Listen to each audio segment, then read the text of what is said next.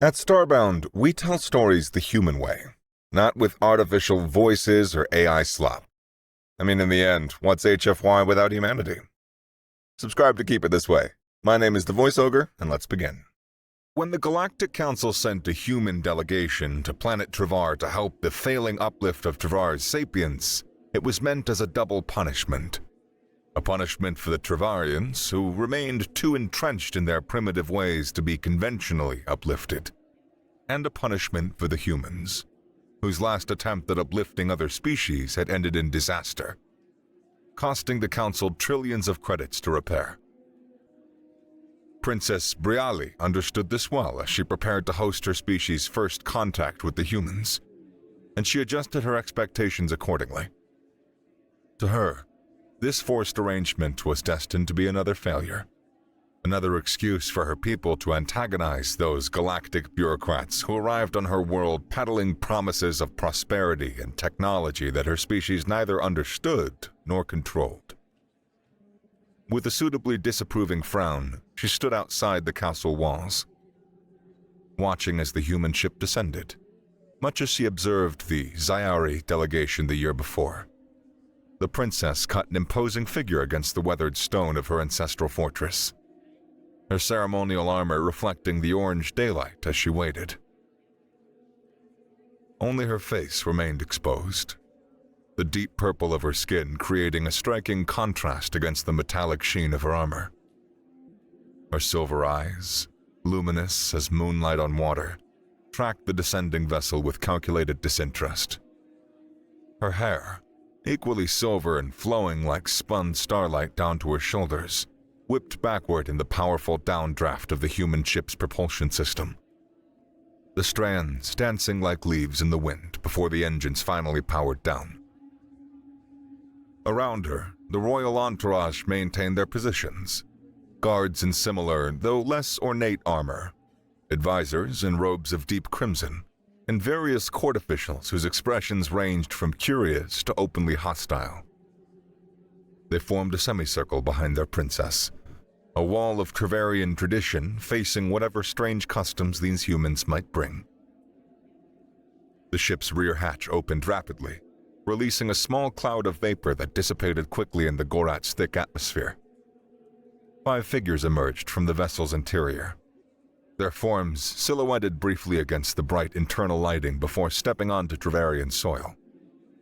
3 wore what appeared to be military uniforms, crisp utilitarian garments in muted green tones with various insignias and badges that meant nothing to Briali but clearly denoted rank and function. The 4th figure, clearly the ambassador by his more elaborate attire, a formal suit of deep blue fabric, moved in front of the group.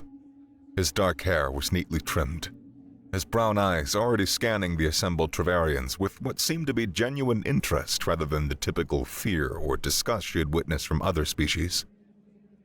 The 5th figure made Briali's lip curl slightly in recognition. A Saurian inspector, his reptilian form completely enclosed in the standard council-issued environmental suit, the transparent faceplate revealing scales of muddy green and eyes that darted nervously between the humans and Travarians. She knew this type well. They were the Council's watchdogs, sent to ensure compliance with uplift protocols and report any deviations back to their bureaucratic masters.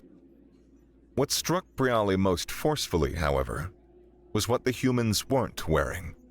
No environmental suits, no breathing apparatus, not even the basic filtration masks that every previous delegation had insisted were absolutely essential to prevent cross-contamination risks. The Zyari had spent their entire visit sealed in their suits, claiming that exposure to Travarian microorganisms could prove fatal. The Zori had worn full hazmat gear, insisting it was for the Travarians' protection as much as their own. But these humans walked on her world's surface as casually as if strolling through their own gardens, breathing the air that others had declared toxic, their skin exposed to the elements that previous visitors had deemed dangerously radioactive. The ambassador broke away from his group and walked directly toward her, a stride confident but not aggressive. As he approached, Briali straightened, preparing herself for the typical lengthy introduction of full council platitudes and barely concealed condescension. But when he stepped before her, barely an arm's length away, closer than any previous alien dignitary had dared to stand, he did something entirely unexpected. "Princess Briale," he said, his voice pleasantly conveyed to her through her universal translator. "I'm Ambassador Gregor Hayes, and I'll cut straight to the chase." He leaned in slightly, close enough that she could smell something foreign on him. His voice dropped to a volume meant to be only for her ears. "We both know that your species has no interest in being uplifted, and frankly, Earth has no interest in forcing unwanted change on anyone. The Council wants their show, so I propose that we give them one. Make it look good for the inspector over there, and then we go on about our respective lives. Deal?" Briale's silver eyes widened, her carefully maintained expression of royal disdain cracking like ice in spring.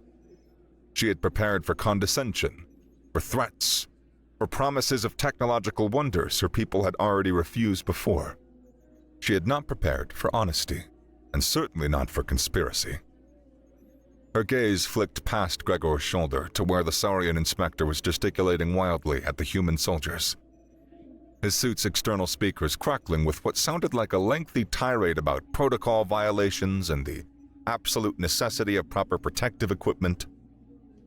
The human soldiers, for their part, seemed to be studying the ground with intense interest, occasionally nodding but making no move to return to their ship for the required gear. One of them, a woman with short-cropped red hair, actually rolled her eyes when the inspector's back was turned, and Briale felt an unexpected kinship with these strange, soft-skinned beings called humans. A smile bloomed across her purple features, transforming her face from regal severity to something almost conspiratorial. She leaned toward Gregor, noting with interest that he hadn't flinched at her proximity the way other species always did. "Ambassador Hayes," she whispered, her breath stirring the small hairs she could see on his exposed neck. "I believe we have ourselves a deal."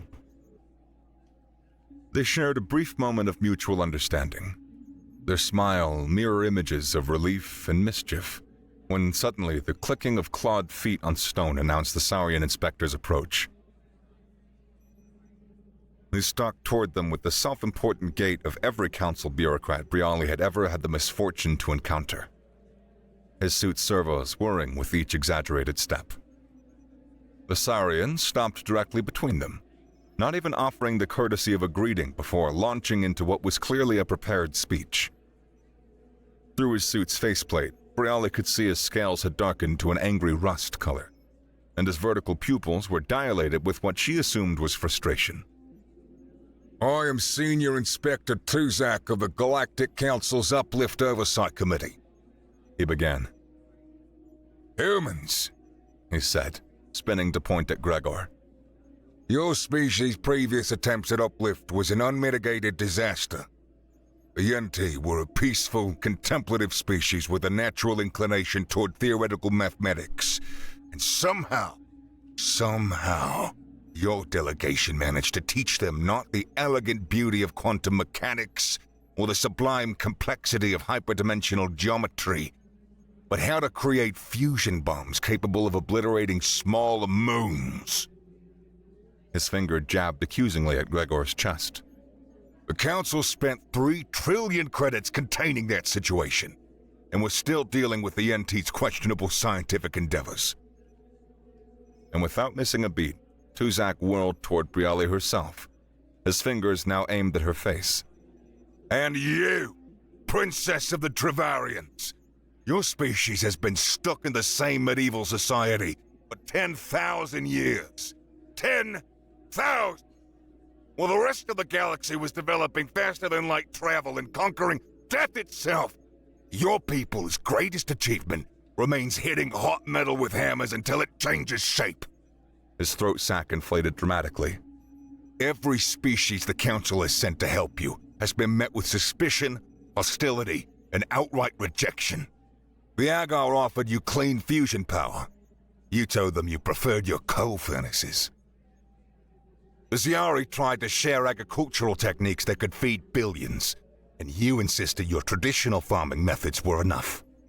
You have consistently, stubbornly, deliberately remained primitive despite our best efforts. Tuzak stepped back, his arms spreading wide as if addressing a much larger audience than just the two of them. The Council's decision to pair Earth with Travar in this uplift attempt is seen by some as punishment for both of you. But I don't see it that way. You have too much to gain from this arrangement. He continued droning on, something about quarterly assessments and development metrics, his voice becoming a buzz of bureaucratic white noise that seemed to drain the color from the very air around them. Pudding, Gregor whispered, barely moving his lips. The word was so quiet it was almost lost in Tuzak's endless monologue about standardization, uplift procedures, and Council Regulations subsection 247H regarding primitive species integration protocols. The laugh escaped before Briali could stop it. A bright, genuine sound that cut through Tuzak's speech like a blade through silk. The inspector stopped mid-sentence, his scales darkening further as he glared at her through his faceplate.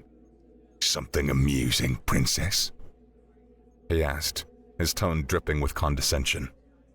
My apologies, Inspector, she said, not sounding apologetic at all. Please, continue. You were explaining subsection 247H, was it? Tuzak huffed, his throat sac deflating slightly. As I was saying, the proper rules must be observed. I insist that the Princess personally show Ambassador Hayes the key developments of Travarian society. A full tour of your capital city, your agricultural centers, your forges. He said the last word like it physically pained him.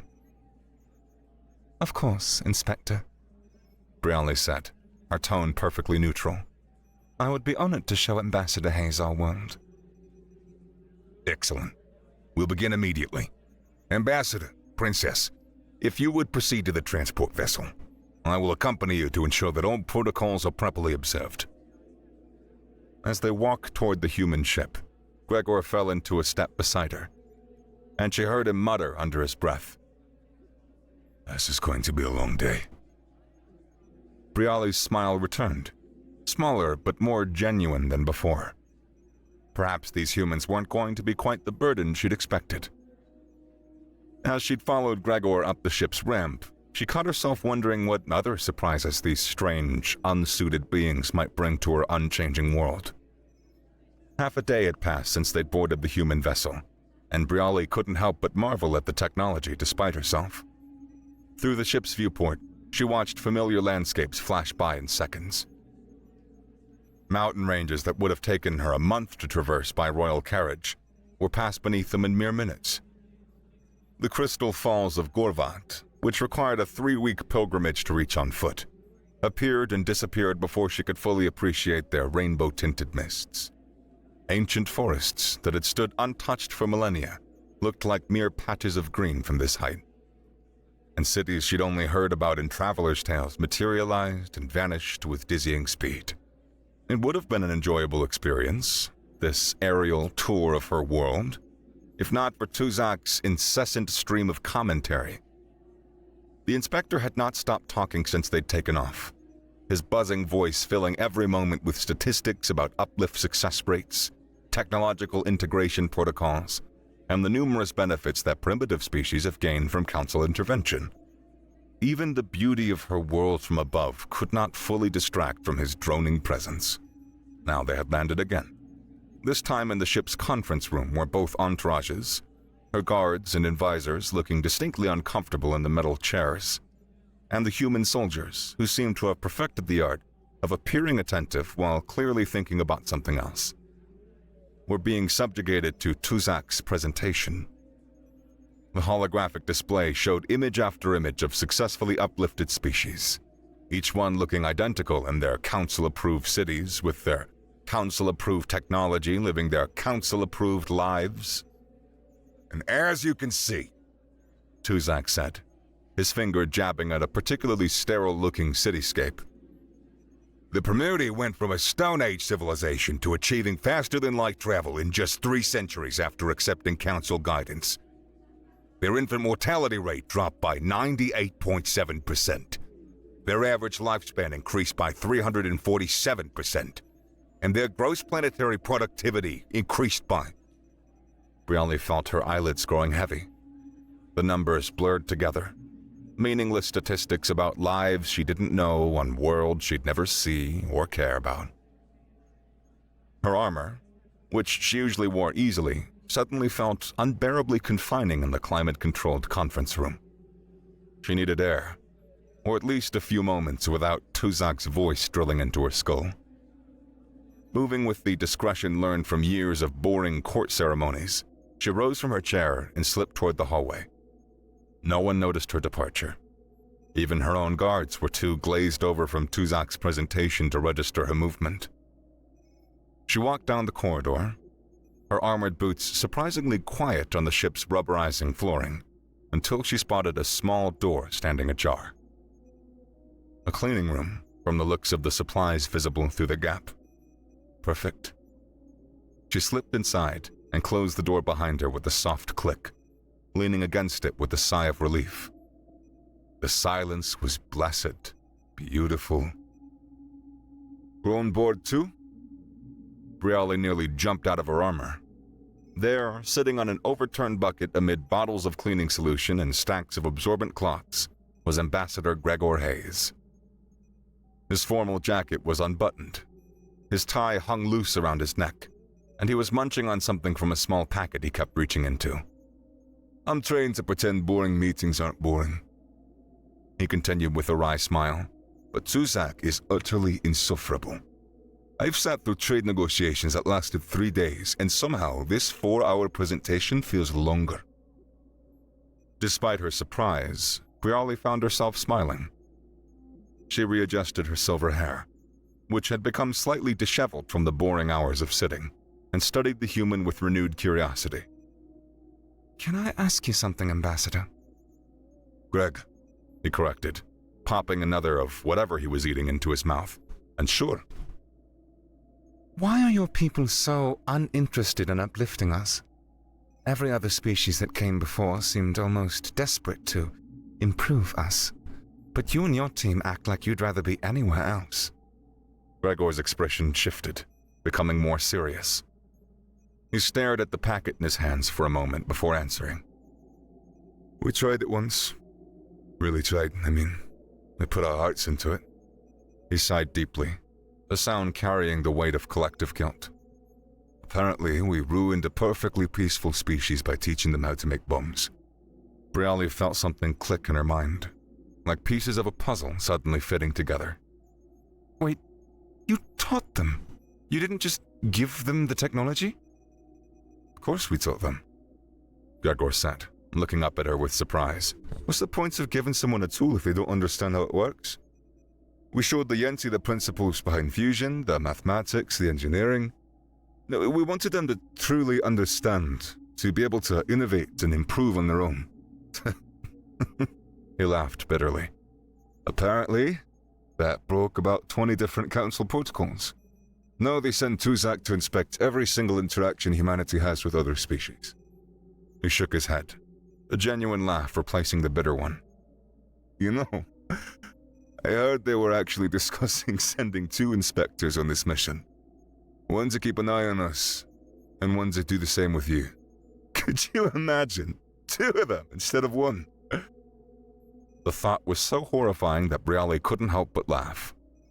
That is something that will haunt my dreams, she said, moving further into the small room. Gregor held out the packet toward her. You want some? They're candied peanuts, sweet and salty.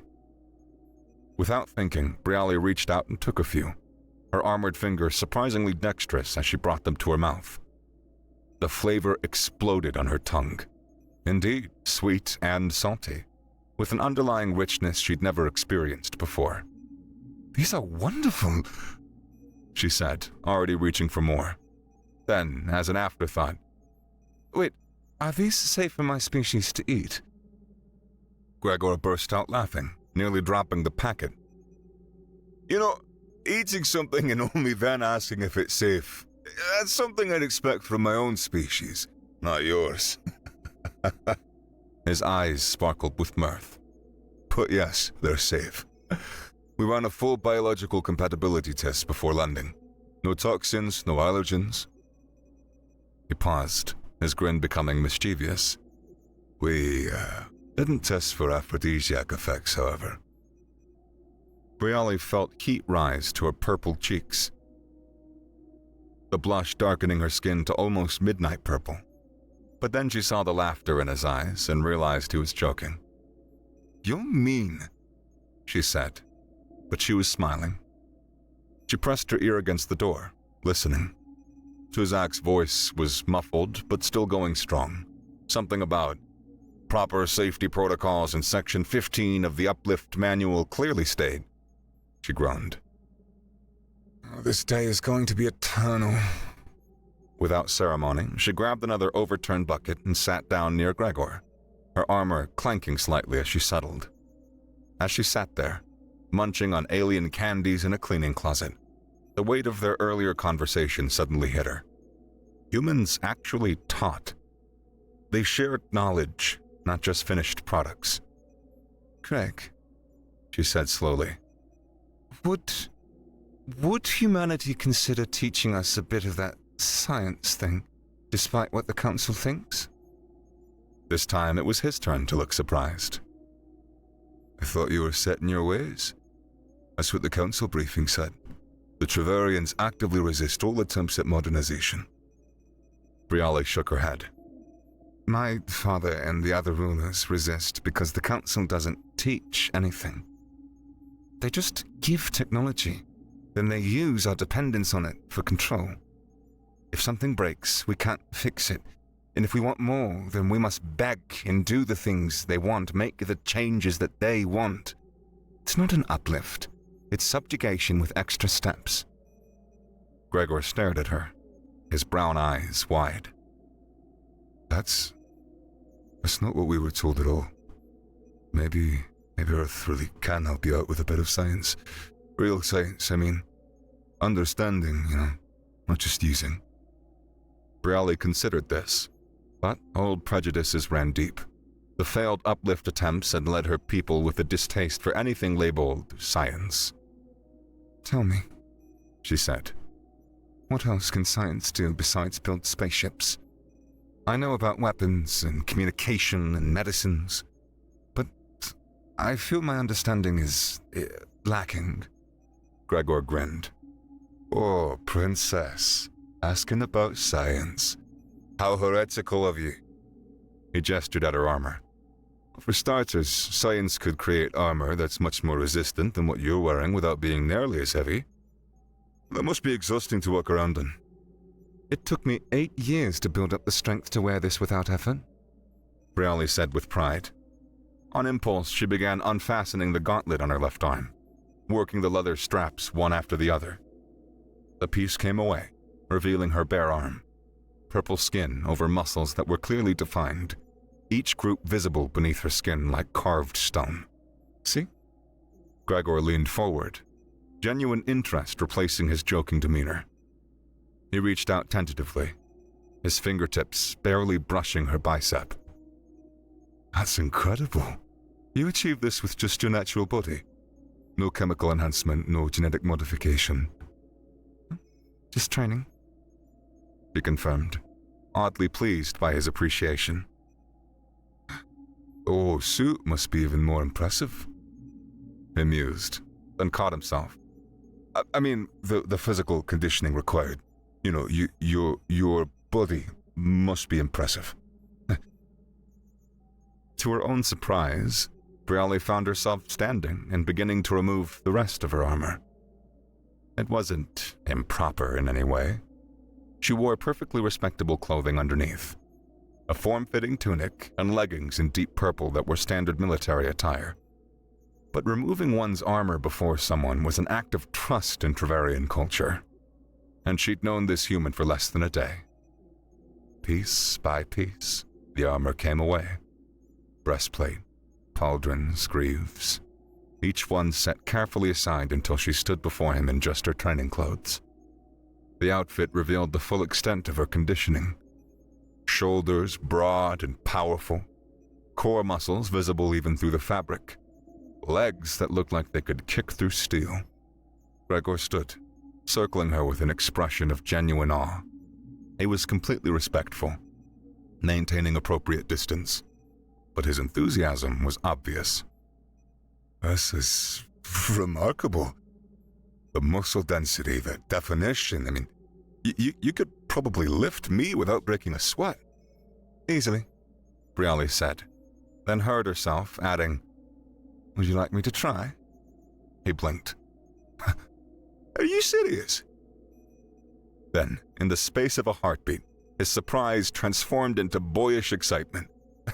Actually, yes, for science, of course. Briali moved forward, placing one hand at his waist and another behind his shoulders. With a smooth motion that spoke of years of training, she cleared him off the ground. He was lighter than she'd expected, or perhaps she was simply stronger than she'd realized. She held him at chest height, her face suddenly very close to his. "See?" she said, her voice coming out softer than intended. "Perhaps having no advanced science has its benefits." She was acutely aware of how close their faces were, of the way his breath ghosted across her cheek, of how his brown eyes had darkened to almost black. She saw the moment that he made his decision. She saw him lean forward. And then his lips were on hers, gentle and questioning. And to her complete surprise, he was kissing him back. Her arms tightened around him, lifting him higher as she pressed him against the wall, her mind completely forgetting that she was supposed to be a proper princess, that she had known him for less than a day, that an inspector from the Galactic Council was just down the hall. The door burst open with a bang. I knew my presentation would be too much for creatures with short attention spans. Tuzak's voice buzzed with irritation. But his words died in his throat. Through his faceplate, Briali could see his scales shifting through several colors. Green, red, a sickly yellow, as his brain processed the scene before him. The Travarian princess holding the human ambassador against a wall, both of them flushed and breathing hard, her armor scattered across the floor. Briali froze, petrified at being caught in such a position. Gregor laughed awkwardly, and while suspended in her arms, he managed to say with a remarkably straight face, "It's not what it looks like. It was just testing her strength for scientific purposes, to ensure that any technology transfer wouldn't harm her species' musculature. It's very important to establish baseline physical capabilities." Briali looked at him, amazed at the sheer boldness of someone who could tell such an obvious lie while being held aloft by an alien princess he'd just been kissing. Even for Tuzak, for once in his life, he seemed to have run out of words. 2 years later, Senior Inspector Tuzak, former Senior Inspector Tuzak, he corrected himself bitterly, found himself not just fired, but standing before a door he'd only seen in his worst nightmares. The entrance to the Galactic Council's main interrogation chamber loomed before him, a massive construct of black metal and old inscriptions. The door stood 30 meters high, tall and imposing. A place like this, someone of his former rank would only ever be summoned to if he had screwed up royally, which apparently he had. The door began to open with a grinding sound that reverberated through his bones and through his environmental suit. Beyond lay darkness, not the simple absence of light, but an engineered void designed to intimidate. As his eyes adjusted, he could make out the amphitheater-like arrangement of the chamber, row upon row of raised alcoves ascending into the shadows, each one occupied by a vague shape. The leadership of the Galactic Council, representatives from dozens of species, all here to witness his interrogation.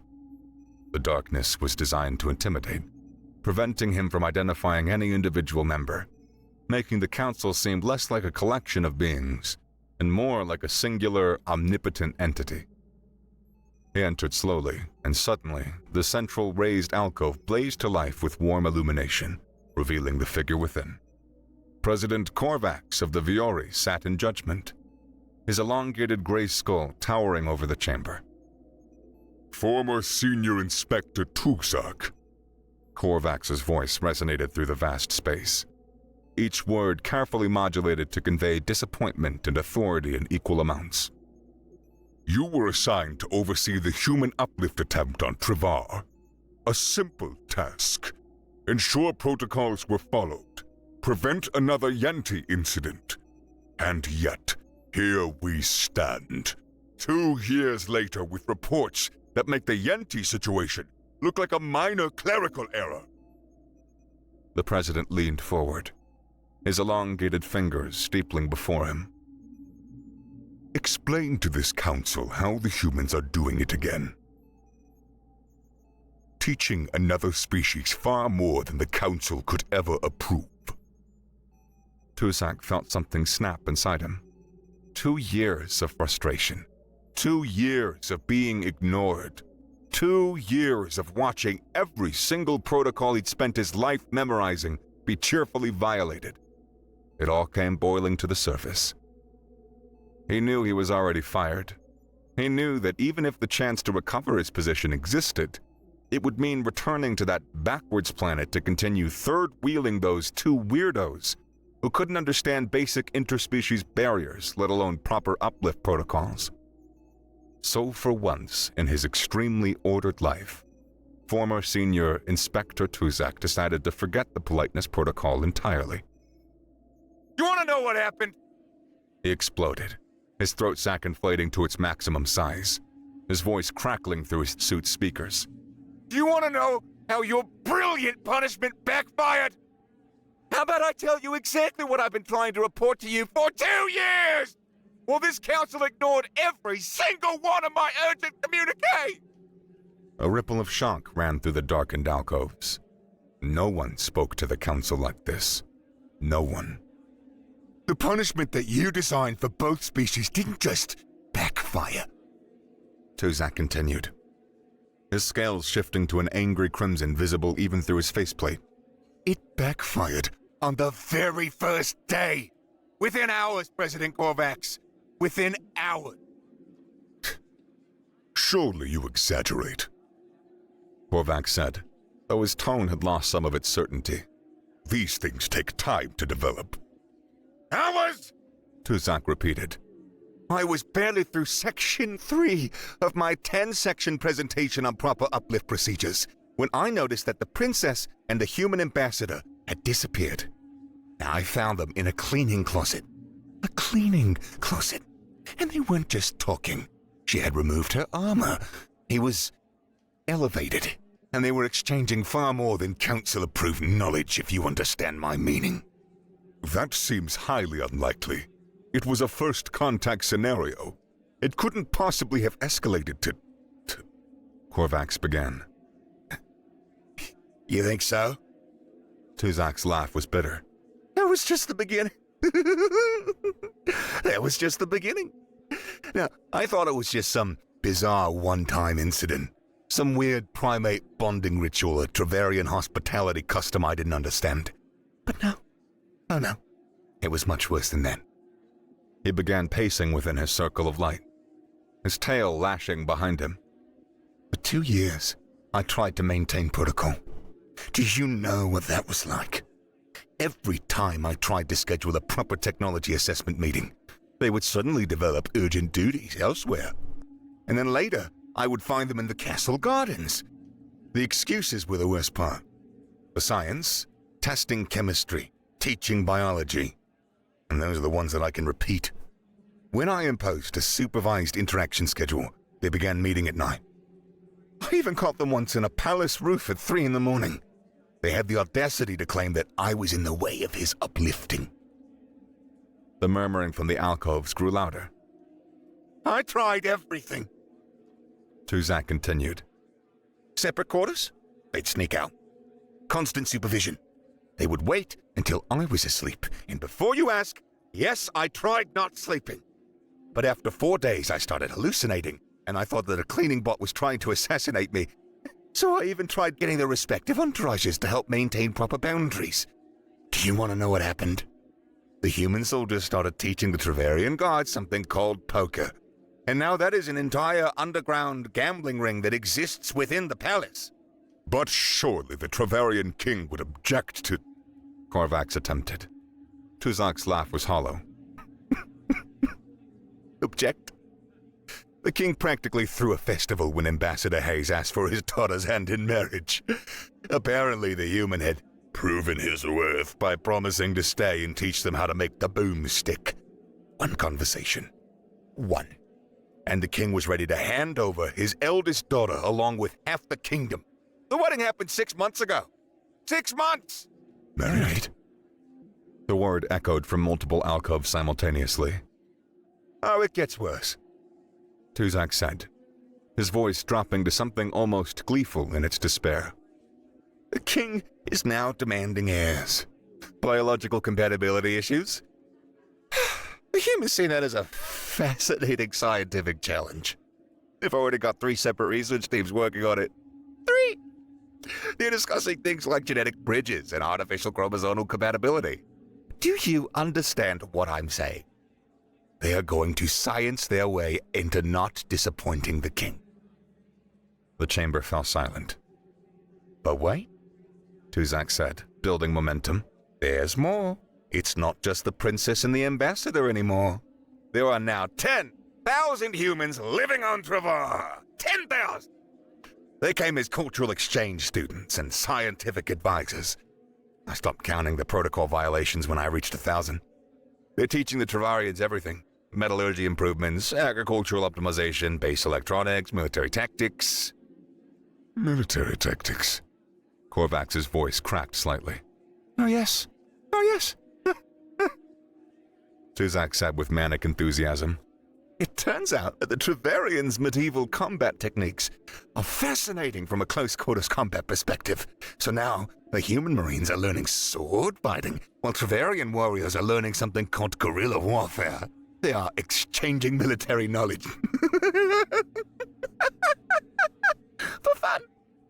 President Korvax slowly turned to look at the other council members, his 6 eyes blinking in sequence, a sign of extreme distress among the Viori. The realization was dawning on all of them. The humans were doing exactly what they'd done with the Yenti, but worse. At least the Yenti had just learned science. The Travarians were learning everything. There must be some way to contain. Korvax began. Contain!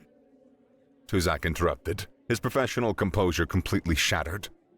President Korvax, with all the due respect to this council's wisdom, it's far too late for containment.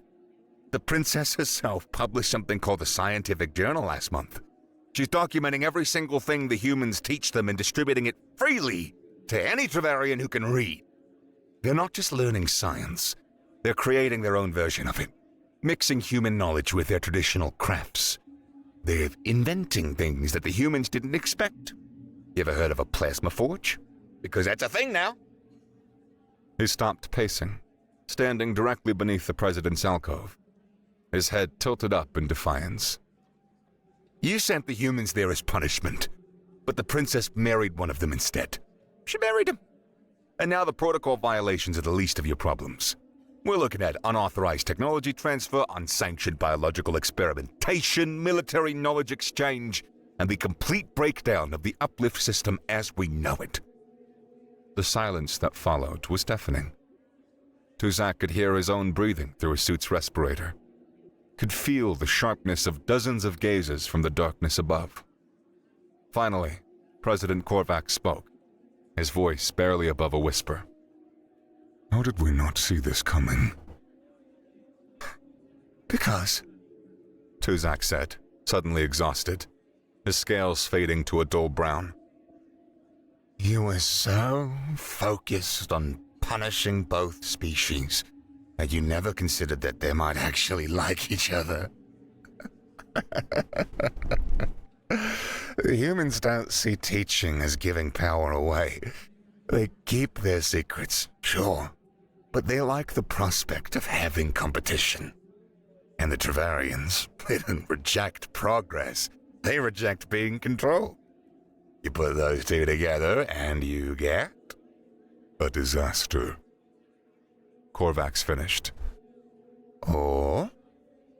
Tuzak said with a shrug that conveyed 2 years of exhausted resignation. Depending on your perspective, the most successful uplift in Council history. The Travarians have advanced more in 2 years than in the previous 10,000. They are happy, productive, and they did it all without a single Council protocol being followed. He pulled out a small device from his suit pocket. A human gift, he noted with irony. He placed it on the floor. That's my final report. All 2,000 pages of it. Every violation, every incident, every moment where I tried to stop them and failed. Tuzak turned and began walking toward the exit. And if you'll excuse me, I have a transport to catch. I've accepted a position as a food critic on Adori Prime. No protocols, no uplifts, no humans or Travarians. Just me and my sophisticated opinions about soup. As the massive door opened before him, he heard President Korvax call out. Tuzak, what do you suggest that we do? He paused at the threshold, not turning around. Honestly, send them a wedding gift and pretend it was the plan all along. Oh, and maybe avoid punishing species by forcing them to work together.